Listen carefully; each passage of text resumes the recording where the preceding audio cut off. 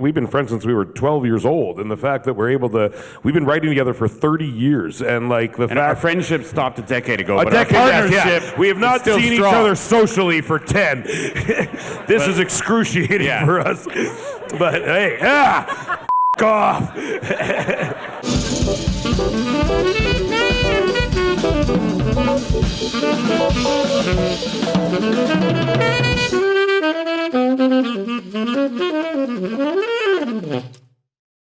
Thank you so much for being here. It was very surreal to watch you guys backstage on this screen while we were backstage there. It was like the show. Oh, it was like, oh my God. But slightly less drugs. A little bit. I was just saying, don't tell them, yeah.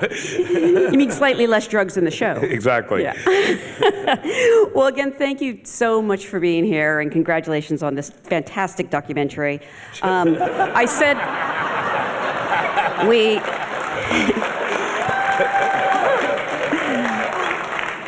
as I said, we literally don't have time to list all the accolades, but in addition to your win Sunday at the Critics' Choice Awards, you were nominated for a PGA Award today. The studio set a record at last year's Emmys for most wins ever for a comedy series at 13. And just this week, it received a record of 5 Actor Award nominations for the Cleveland's talented cast. And, our caterer, Orlando's caterer, is up for a catery award. A catery? It's really great. They're amazing. They do great work. I bet you have great catering. The cateries. Actually, I was pretty convinced Evan and Seth did that too. No, I wish. If they gave craft service awards, our guy should win one, though. Orlando's amazing. Yes, yeah. Wonderful. It has been such a wild year, though, and the series has not only been a critical and cultural hit, it's really become part of our cultural zeitgeist. I mean, was there a moment you realized this is how often do people just scream, "Thank you, Sal Saperstein," on the street? I go to a lot of airports. Really? And people definitely come up to me while I'm at airports and are like, "Thank you, Sal Saperstein." And even though it's 7 a.m. in line at a Starbucks, I couldn't be happier to hear that. So. Do you get the drive-bys, like you're walking down Oh, the street? yeah. People just walk by and yell, "Sal Saperstein," which is better than what I used to get, which is, "Hey, that dude." What about for the rest of you? Was there like a specific moment that you realized, or maybe someone who like you admired reached out to you and told you they were a fan of the show? That has when I noticed it really was a cultural thing, at least in our industry, is whenever like a big IP movie is announced, like on Deadline or in Variety or something, all the responses are like a meme of the Kool-Aid man running through a wall. Like they announced the Labubu movie, and it's just all like Kool-Aid shit, as it should be. And actually, a studio head today told me that as someone was pitching him the Labubu movie, which they passed on, he's like, all I pictured was being made fun of by you, literally. It's the meme of Seth, like, getting coffee in his face, and it's like, this guy has the chance to do the funniest thing right now after, like, the Netflix merger happens. And Evan, I know you've talked about how The Player and the Larry Sanders Show were inspirations, and like those, this blends, satire with a real love and affection for the industry. How did you sort of, find that balance? Because this could have been just mean-spirited, and it still would have been funny. We love this industry. Yeah. We actually love it. I know that a lot of people are jaded. We love it. No, we've been given wonderful lives as a result of this industry. And and it's easy to satire it because it's very easy to play with, but the love is real, and so when we have that, we can say all the crazy shit we want, and people go with it. We've been very lucky, and we've been able to live our dreams through the industry. And like as kids, I mean, we've been friends since we were 12 years old, and the fact that we've been writing together for 30 years, and like our friendship stopped a decade ago, but our partnership, we have not seen each other socially for 10. This is excruciating for us. But hey, fuck off. But we were good. I asked you not to seat us beside each other. Oh, sorry. But like in general, we have a we're very grateful for what this career has given us, or this industry has given us. So yeah, it's hard for us to be too hard on it, I mean, all the actors on the show are so spectacular. You all work so well together. Ike and Chase, I love the relationship between Sal and Quinn throughout season 1, where you're like so adversarial at the start. Was that fun to play, or do you feel a little bad? It's it's hard to hate this guy. Yeah. It is, but I mean, that was our first kind of introduction to each other. Oh, you're kidding? Yes, it was like The first day of shooting was, was you two just number one screaming day at of each shooting. other. They yeah. picked those scenes because Seth didn't have to act in it, I think. And It's he's like, true. I want to see That if the is show true. works. But I remember like literally meeting her in hair and makeup, and I was like, oh my God, this is going to be so fun. And then like 90 minutes later, I'm like in her face, I'm like, you fucking loser! bitch. Like, And that's the nature of what we do, but we worked through it. We worked through it. Yeah. Yeah, do you ever have to check in with each other and just be like, that was acting? Like, it's okay. That first day, we were like, are you good? Yeah, I'm good. I like you. I like your work. I'm a fan. Yes. That you really you had really just met that day. Yeah. Day one. Really. In there and makeup That's trailer. so fascinating because chemistry is such a strange thing. And like, sometimes I'm curious how it gets built, how people get time to know each other, but sometimes you just put two actors together. Yeah, chemistry is a miraculous thing, and I've worked with like married couples who have no sexual chemistry, and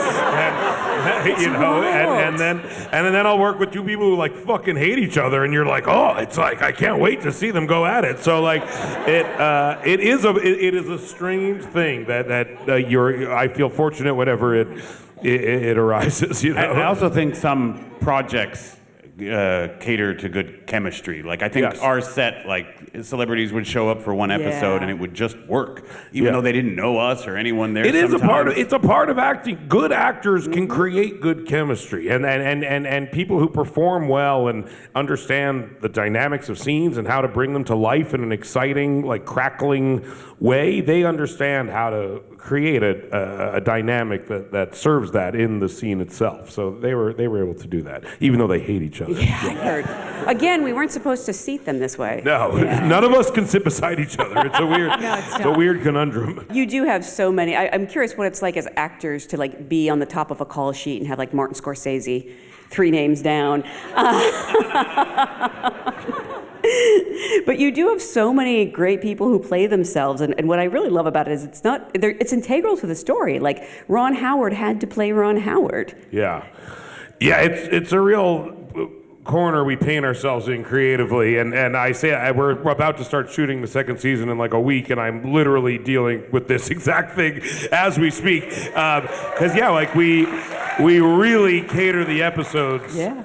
To very specific people, and the way we write them, we like it to feel as though there's only one person who could bring it to life. And so, if that person says no, which happens sometimes, we have to completely reimagine the episodes and completely reconceive them. And the next season especially, like, there are several, like, it came down to like if 3 people didn't say yes to certain things, our entire season would have collapsed. Wow. And it was a very stupid way to approach making a season of television, but it seems like it's all lining up, and that's what me and Evan would always be like, if this works, it's going to be fucking crazy, but it might not, and we are fucked if it doesn't completely, And as just actors, we're very lucky because we don't have to deal with any of that shit. No.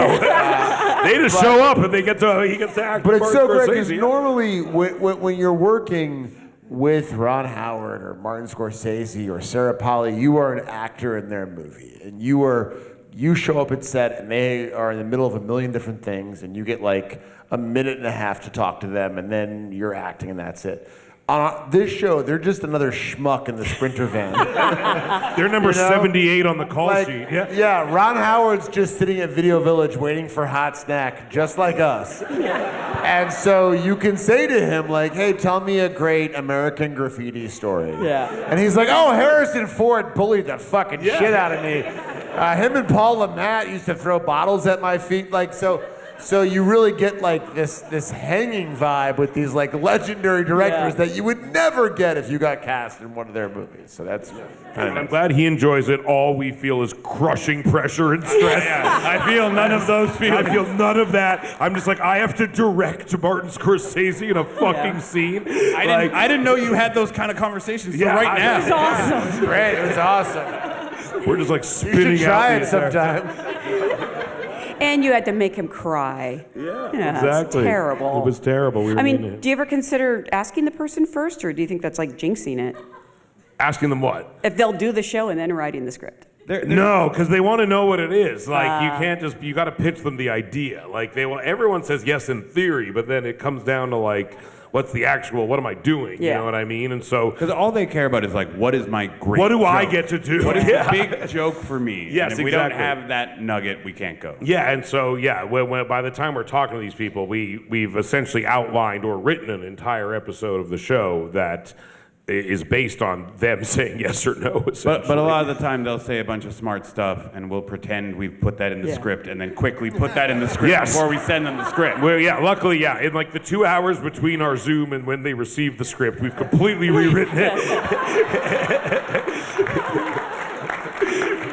Based on the Zoom we just had. And they're like, I'd love to do this. We were like, that's in there. I mean, I have to imagine at this point you're not having trouble getting people to say yes. You probably have people coming to you. You probably get people approaching you and saying, "Can I be on the They show?" collect some names here and there. Yeah. No, just tonight. Just tonight, there's been a few. Really? Award season's been a great kind of gathering Oh ground. my gosh. You're around other people a lot. Yeah. It is hard though when people come to. It's almost impossible. What we've found and we've tried with our dear friends who are like, "I'd love to be on your show," and we were like, "Great," and then we would try to reverse engineer ideas from them. And it just never works. Really? It only ever works when we like have a funny idea, and then we're just like, oh, well, then it has to be this person, and then, which is much harder because we're often calling on people who we don't even know that well, who owe us nothing. Like Martin Scorsese owes us nothing, you know, and so it's really hard to convince these people that I've never met him before, you know, and so that's often who we need is people who we actually don't know and have never met, unfortunately. Yeah. What about something like Dave Franco, where didn't you sort of like add a little bit for him once he did the first episode? Yes. So that does happen. Yes.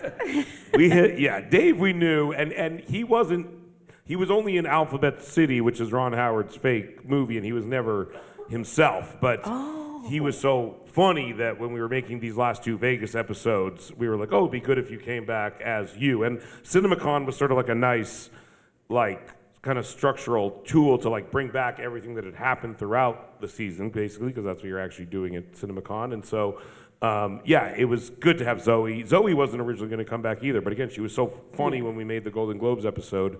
We were like, oh, this is actually a good opportunity to kind of bring back some of like the greatest hits from throughout the season, basically. Yeah. How surreal is it to be going to the Golden Globes on Sunday, with the where you shot the show? It's going to be weird. I mean, you have to say it, right? I don't know if do we? What's funny is me and O'Hara presented at last year's Golden Globes, which was since we had shot the show.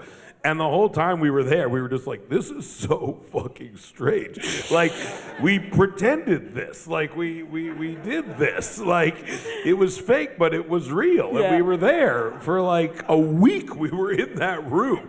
So, like, it was like we lived at the Golden Globes. And then being back there was really surreal, but it's going to be weird. Yeah, it's going to be weird. Yeah, you're nominated for a Golden Globe for making fun of the Golden Globes. For mocking the Golden Globes. We don't make fun of them that much. There's a lot of things we could have said about the Golden Globes. It's okay. The only award show to be canceled. Briefly. The only award show where you can curry favor the judges by taking them to Fogo de Chao. Yeah, exactly. It's funny when the Globes were canceled and then they came back, and I'm like, you made it back?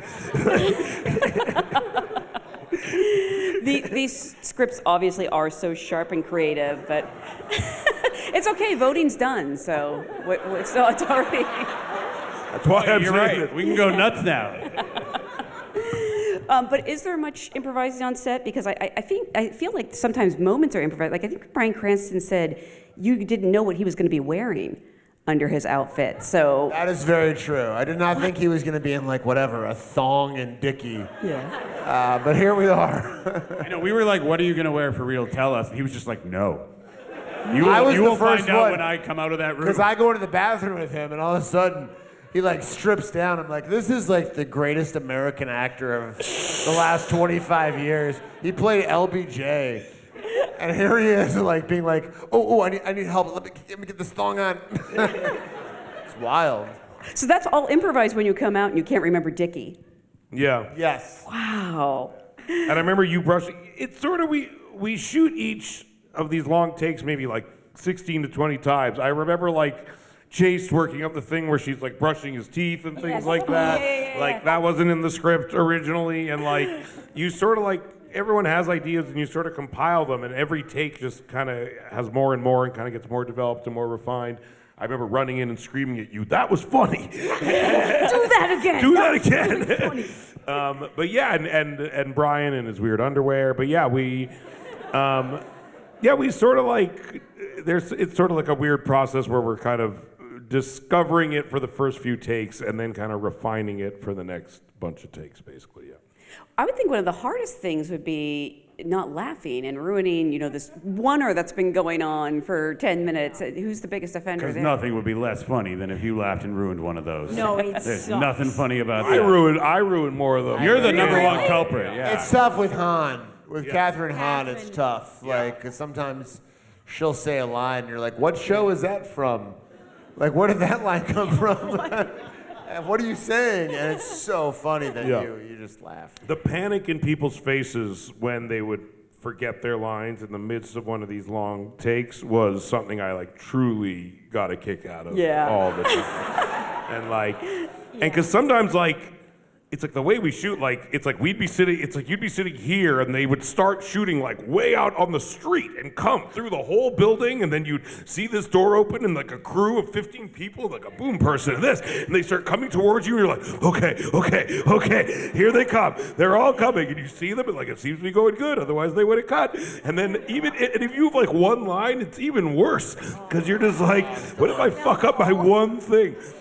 Even if you say a word slightly wrong, like if the line is like, hurry, the screening starts at 10:30, and you're like, hurry, the screening starts at 2:30, and you You're just like, see Seth go like, Oh, yeah. you're like, ah, shit. Sorry, crew. Yeah. And In our one of the cameraman- episodes, Our cameraman is so strong, and so he's holding this camera for like 7 minutes at a time. Yeah. So if you mess up just a little, Mark will just put down his camera and go, just sweating bullets. Sometimes in the middle of the take, you'd hear him, and you'd hear him go, "Oh fuck!" It's like, "Oh no, Mark knows we blew it."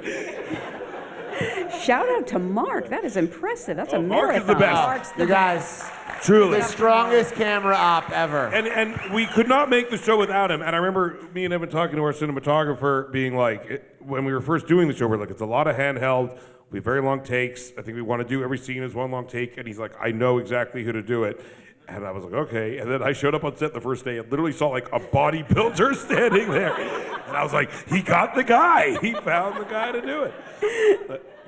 But like both arms, because sometimes you only need one arm. For No, yeah, boom. he is the strongest He man. has both Yeah. arms. Yeah. Yeah. And he's the Strong. 8-camera operator on like Mad Max Fury Yeah, Road. Charlize Like, yeah. showed up and they like hugged each other like Yeah, they'd been like, in Vietnam together.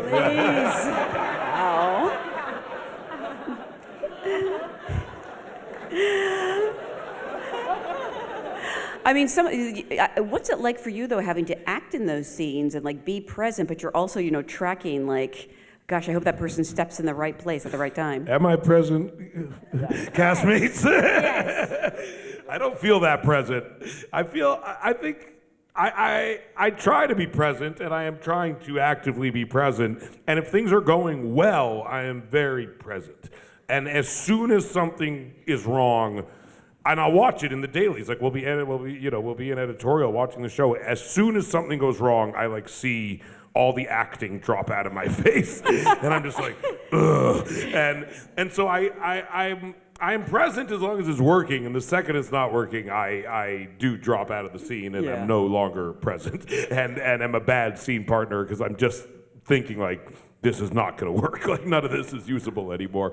So yeah, it's annoying. I feel bad for the people I'm acting with, honestly, at times, because I don't feel like They can't tell as much as you think. Thank you It's very not much. as it's not as apparent as you think. I'm it is. glad, because I feel like I have one foot in and one foot out, and I am trying to do my best to engage in the scene, but I'm for sure watching it as the director of the scene as well, and I'm aware of what the lens is capturing, and I'll know, like, oh, like that line was not on camera, and because of that, none of this is usable, and because of that, I'm not acting anymore, and we should stop and start over, probably. But it's very Yeah. useful because then we know Seth is like a live like music conductor who's like in the scene with us, and when the camera pans away, you can see Seth's brain ticking of like on the writing front, on the directing front, and if people aren't hitting their marks, then we know, okay, we're not going to climb up this giant flight of stairs when the take's already screwed. Yeah, I don't know about you guys, but I love a director who like is like, hey, sorry, we're halfway through the scene. Let's just